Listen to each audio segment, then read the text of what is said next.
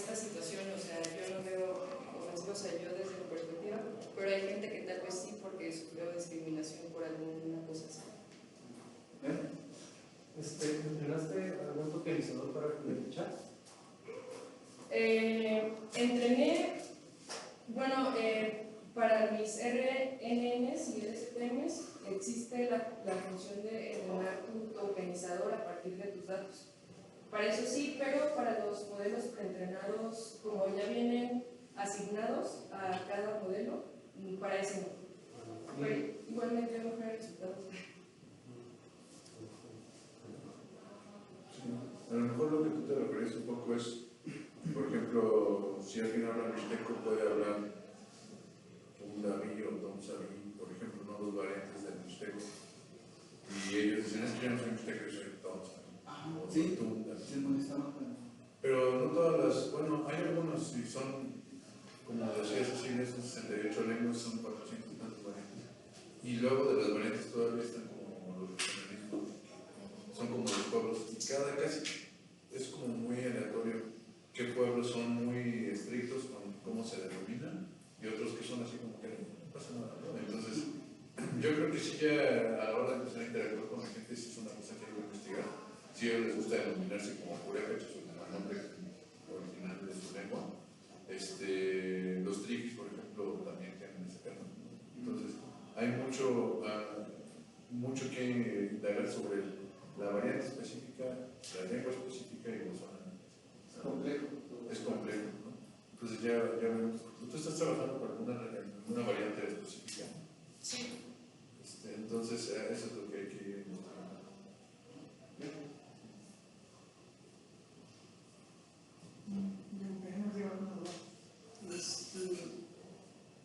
Como tal, es tu trabajo, no hay otra posibilidad. Tú eres como plus, es el primer traductor de esta variante. De esta variante no estoy segura. Hay trabajos, pero no usan transformers y pues el empleo, o bueno, sus resultados no son muy buenos. Si nos estima ser una idea, si existiera, poder comparar contra otros traductores. Sí, creo que no podría comparar justamente con Transformers porque aparte para hacer una comparación bien, pues tienes que usar el mismo dataset. Pero de otros trabajos, creo que han usado estadístico y tienen como 5 de Bleu.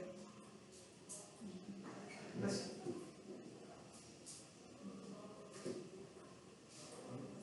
¿Estas son las diapos de tu...? No, pues el doctor me dijo ayer que los hicieron. Sí, ya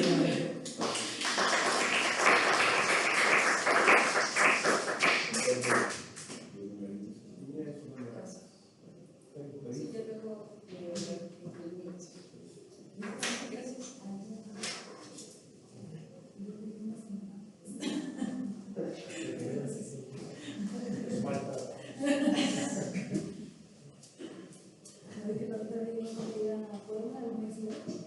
Y yo no le dije que iba a presentar. No,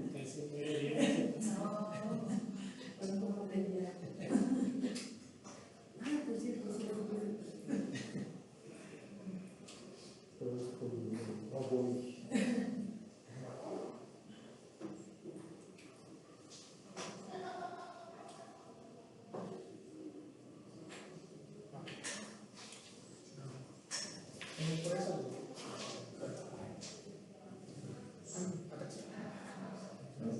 Sí, en la portada.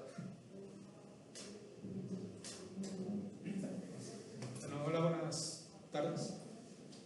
Soy David Soto, soy alumno de aquí de la maestría en Ciencias de la Computación del último semestre y estoy trabajando en la detección de reuso de textos empleando algoritmos de aprendizaje automático, principalmente en la detección de textos generados por modelos amplios de lenguaje. Bueno, como introducción tenemos el contexto del escenario actual, es de que a cada mes están sacando modelos amplios de lenguaje cada vez más robustos y en algunos casos ahorita ya hay una tendencia a hacer una reducción en sus parámetros, pero alimentándolos ya con imágenes, con texto más sofisticado y de esta forma tienen una mayor comprensión para poder hacer descripción de imágenes, por ejemplo. Es por ello que actualmente puede llegar a ser una buena herramienta para aquellas personas que son conscientes de cómo implementarla. Pero si hablamos, por ejemplo, de jóvenes que están estudiando la primaria, la secundaria, a veces optan por el obtener una respuesta rápida en vez de comprender en profundidad un tema. Y eso podría tener problemas a futuro, ¿no? Que en este caso podría ser la reducción en la comprensión de la ortografía, la redacción, inclusive la lectura o la comprensión de algunos temas específicos. Por lo tanto, el objetivo es desarrollar un modelo de aprendizaje automático que tenga la capacidad de detectar textos generados por modelos amplios del lenguaje. Pero también actualmente ha habido una tendencia de que, inclusive, por ejemplo, en YouTube llegan a ver algunos videos que te dicen: si no quieres que tu texto sea reconocido por Turnitin, pásalo por Quillbots y ya lo parafrasea y ya así te evitas la parte de la detección. Entonces, también se tiene que tener en consideración la parte del parafraseo o el parafraseo recursivo. Entonces, la importancia de este proyecto es, primero, se tiene que hacer una reducción en el riesgo de plagio, también reducir la superficialidad en el aprendizaje, en este caso de las nuevas generaciones, y pues se tiene un problema, un desafío en la parte de la detección, porque cualquier persona siempre va a tratar, ¿no?, de buscar una solución para evitar ciertas herramientas. Por lo tanto, me vi en la necesidad yo de construir mi propio conjunto de datos. Este conjunto de datos fue extraído de diferentes artículos y abstracts de la API de Archive, y pues para evitar de que hayan sido extraídos textos que tal vez también fueron generados por modelo amplio de lenguaje, entonces nada más se consideraron todos aquellos textos que fueran antes del 2017, que fue cuando empezó todo esto de la arquitectura transformer. Para esto, una vez que tuve ya mi conjunto de datos, como mencionaba, no había un conjunto de datos que se adecuara a estas necesidades. Había uno que se llama conjunto de datos HC3, pero el problema de este conjunto es de que tiene nada más la pregunta y una oración que en este caso respondió un humano, y la misma pregunta contestada por ChatGPT en este caso, ¿no? Entonces no me era muy útil. Entonces, para eso hice estos textos y los ingresé a un prompt. Este prompt, por medio de la librería de LangChain y uniéndola con Olama, hice la conexión por la API de Gemini de Google y también de los modelos Llama 2 y Llama 3 y Llama de Olama, que en este caso estuvieron nada más limitados a 7 billones de parámetros por cuestiones de recursos computacionales. Una vez de que ya tuvimos la parte de los modelos, en el prompt se le dijo que parafraseara dichos textos o que lo explicara con cierto comportamiento que tuviera cierto estilo. Ya se generó nuestro dataset y se aplicaron algunas técnicas de preprocesamiento para hacer limpieza de algunos símbolos que no fueran necesarios, algunos caracteres. Se aplicó tokenización, eliminación de stopwords y también stemming con lematización para obtener nuestro conjunto de datos final.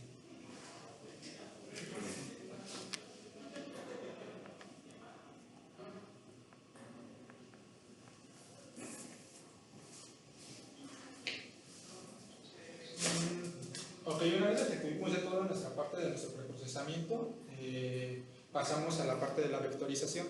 En mi caso no me fui directamente a aplicar el modelo amplio del lenguaje para generar los embeddings, sino que estuve experimentando desde las metodologías más básicas, que fue bolsa de palabras, TF y DF, también utilicé Word2Vec y Glob, y ya después también utilicé lo que fue BERT, Roberta, pero en este caso las versiones reducidas de DistilBERT, Distil-Roberta, que ya están optimizadas, y también se sacaron los embeddings, en este caso con los 4 diferentes modelos amplios del lenguaje. Una vez de que ya tengo mi conjunto de datos ya vectorizado, apliqué tanto validación simple como validación cruzada, empleando diferentes pliegues y utilizando diferentes porcentajes en la validación simple. En el caso para diferentes modelos básicos de regresión logística, máquinas de vectores de soporte, árboles aleatorios, modelos de aprendizaje profundo con redes neuronales completamente conectadas y redes LSTM. Una vez que ya se entrenaron todos los modelos, se pasaron a una etapa de testing con los conjuntos de datos de la validación y al final se obtuvieron las métricas de evaluación, que en este caso fue la métrica F1, Accuracy, Recall y Precision, junto con su matriz de confusión, Y en algunos casos también estuve sacando diagramas PCA y TSNE para ver la distribución de la clasificación y también curvas ROR y área de curva. Ese fue en el caso de los modelos clásicos para hacer su entrenamiento. En el caso de los modelos ya preentrenados, tengo ya mi conjunto de datos, en este caso que fue texto, se pasó un tokenizador y se encargó de hacer los embeddings. Se hizo la carga del modelo preentrenado y se aplicó fine tuning. En este caso se implementó con Hugging Face para la parte de Distal Bert y Distal Roberta. También para Llama 2 y Llama 3 que también fueron ajustados con fine tuning utilizando la cuantización, que consiste en reducir el tamaño de los pesos sinápticos, me parece, en este caso de 16 a 8 bits. Y también utilizando LoRa, que es para nada más modificar o entrenar las últimas capas de la red, ¿no? Para evitar también mucho consumo computacional. Al final, los resultados, como pueden ver, aquí tengo la columna, el embedding o el vector que se utilizó, el modelo junto con el número de pliegues, o en el caso de los de aprendizaje, bueno, de red neuronal de aprendizaje profundo, el factor de aprendizaje que se envió y bueno, los resultados. Siguiente. Aquí no estoy viendo los modelos, ¿no? Y bueno, como pueden ver, obviamente los modelos amplios del lenguaje, al ser implementados ya con un modelo de optimización LoRa o QLoRa, obtienen mejores resultados en algunos casos, por lo que a veces considero de que no es necesario a veces para obtener buenas métricas, no es necesario implementar un ajuste fino a todos los parámetros de una red de LLM, sino que nada más solamente con sus embeddings se pueden implementar modelos más básicos para poder hacer el entrenamiento y la clasificación. Y bueno, de hecho también se implementaron, como les había comentado, los modelos Distelbert y Distelroberta con la ajuste de fine tuning, utilizando diferentes épocas y obviamente Llama 2 y Llama 3, que con muy poquitas épocas obtuvo los mismos resultados que los Distelbert y Distelroberta.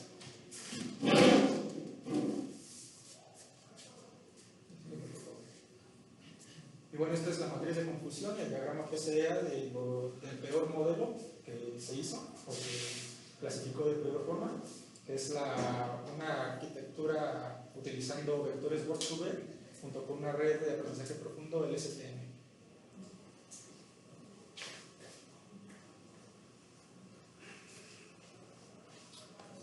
En este ya se obtiene una mejor separación en el conjunto de datos. Sin embargo, se puede ver de que tanto Llama 3 y Llama 2, al ser modelos que fueron entrenados tal vez con el mismo conjunto de datos, llegan todavía a tener algunos errores en sus clasificaciones. Pero fue junto con el embedding de Llama y utilizando algoritmos de clasificación y soporte de máquinas vectoriales. Y por último, el que obtuvo mejores resultados fue Distelroberta utilizando fine tuning y solamente junto con 10 épocas.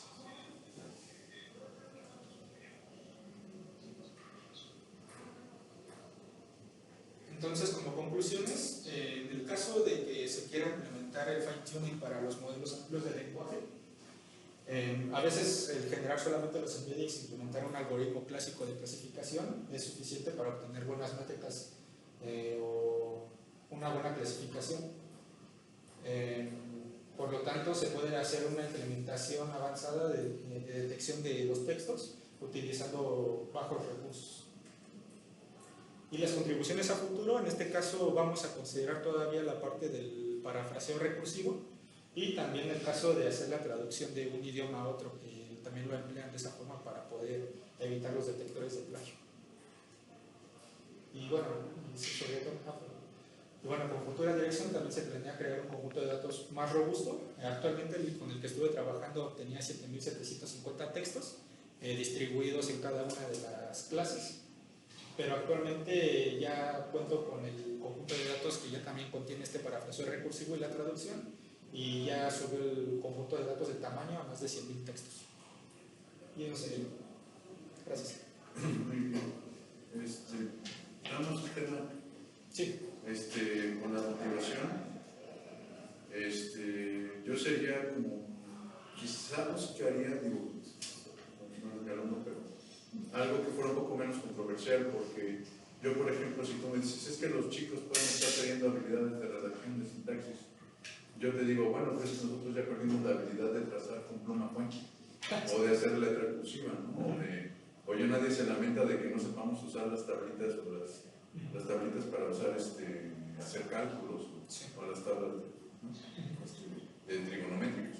Entonces, creo que hacia el futuro, para mí como profesor, por ejemplo, de nivel de licenciatura, yo siempre pido que los alumnos hagan trabajos mucho más complejos.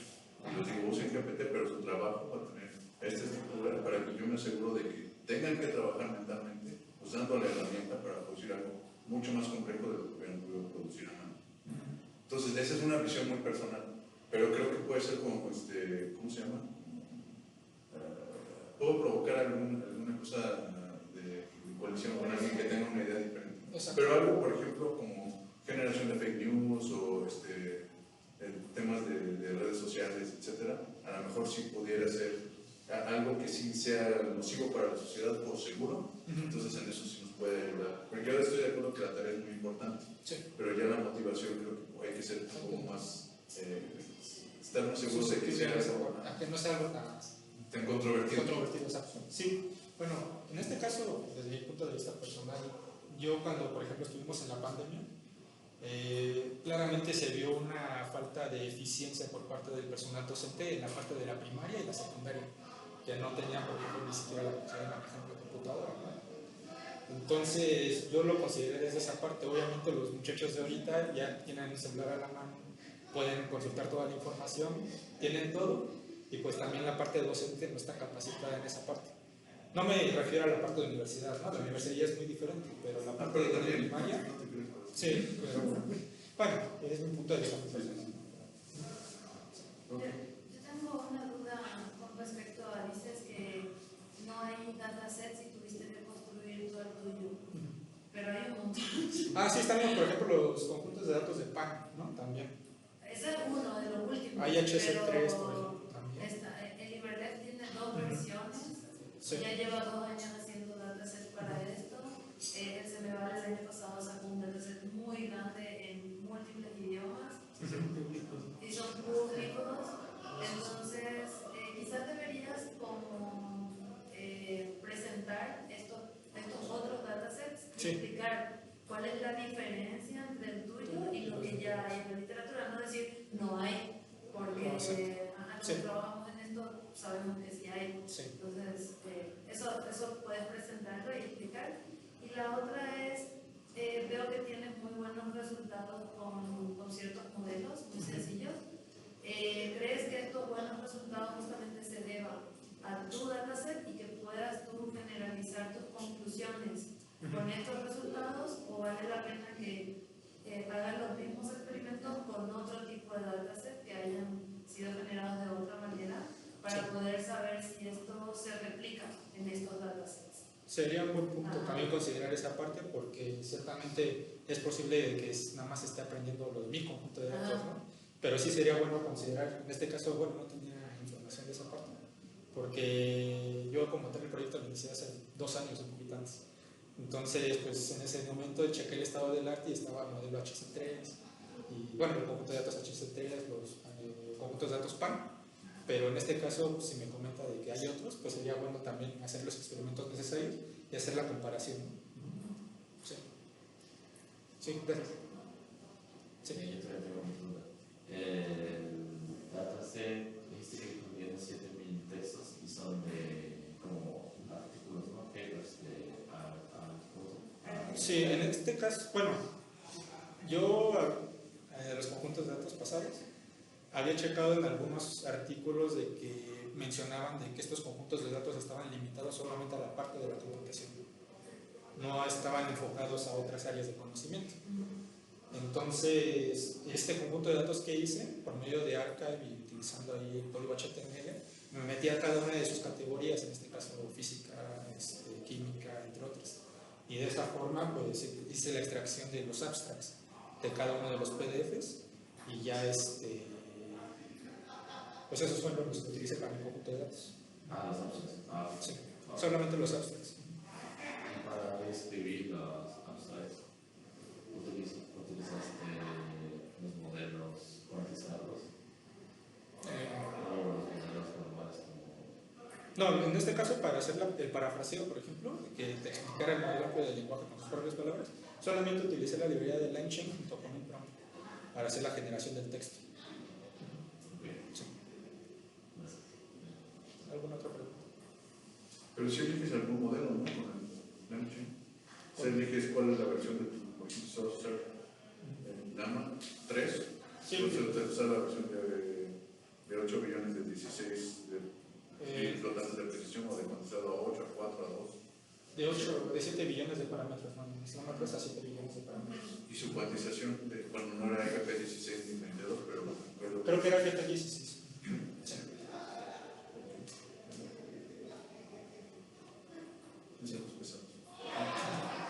Sí. Y has llegado a hacer un análisis como más allá de por qué, o sea, viendo los resultados, sabemos que casi es perfecto, que puede diferenciar entre lo bueno y lo malo, un LLM. Y ha sido más allá de ver por qué, o sea, cuáles son las diferencias de un escrito por Un escrito por humano y un escrito por... ¿Qué es lo que hace que exista esa diferencia? Sí. O sea, a nivel estilométrico, no se has hecho con análisis más allá. No, sí. Sí, sería algo interesante también ver esa parte porque hay en unos artículos que estaban implementando la parte del fine tuning para hacer la clasificación y otros estaban utilizando una técnica de ¿cómo se le llama?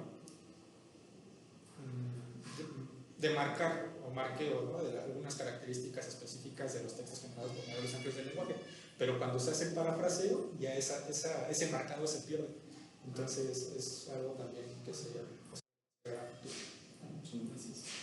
Otra cosa es checar el sesgo, porque ahorita los modelos modernos todos están entrenados y fine-tuned,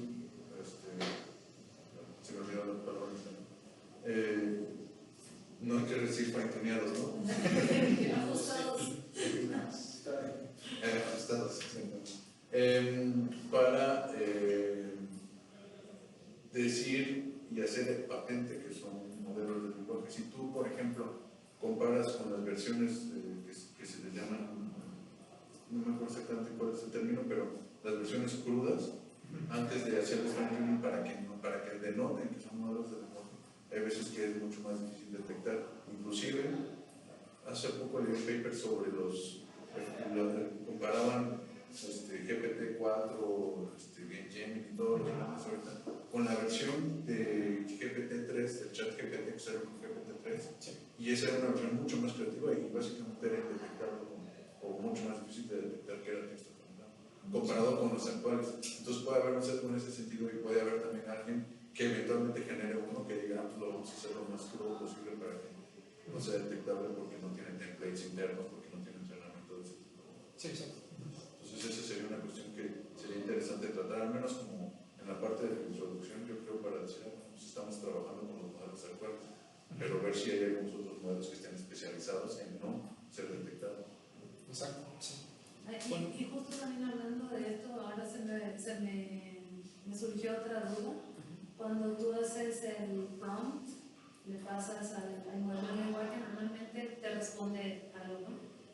¿Tú hiciste algún postprocesamiento para sacar estos? Porque normalmente cuando escribimos a ChatGPT, te saca, este es el texto. Ajá, te responde con unas cosas muy específicas y luego te pone como bullet points y con una estructura muy identificable. Entonces, agarra y copia y pegas directamente así. Normalmente ya sabemos, esto es escrito por ChatGPT porque tiene una estructura muy identificable, ¿no? ¿Hiciste algún postproceso? Sí, en este caso, junto con LangChain, utilicé un agente. El agente se encarga de hacer la limpieza y la complejidad del prompt.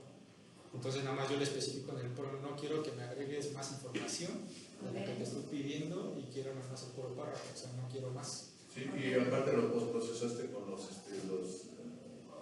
apreciadores, ¿no? Exacto. Sí. Okay. It's probably going to be better to be in English. Everybody got it here, but nice to hear. Okay, so thank you very much. We didn't have any other presentation, any comments or anything? No, that's all for today. Okay, that's great. So thank you very much, everybody.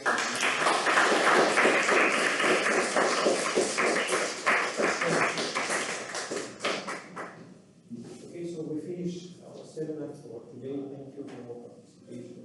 Now you know our friends from now Yeah, we are very far away. Yeah, I don't know if you have been to UNAM, but you are welcome anytime you want to go there. You have to go with the metro, line 3, until the end of the line. For our students here, I don't know if Elena was properly presented, but she was a student here. Professor Gregory was his advisor. We were peers. You were a student here. Long time ago. No, long time ago. Probably you were in PhD when I was in master's. Yeah. You was starting your master when I finished my PhD. Yeah, probably. And she got a Academy. So she's very well renowned. It's very, very proficient and landed a full-time position at UNAM very quickly. So she's a very talented person. And for me, I have very deep appreciation for her. I hope we can collaborate more because you are over there. We are in the same city and we barely see each other. And we went to Puebla and I think we met Michael there. And so I wrote to Libori and said, hey, I was hoping to see you in Puebla. We should meet, we should do something together. We should come every semester. And Or probably make this, you can also go if you want. Yeah. make some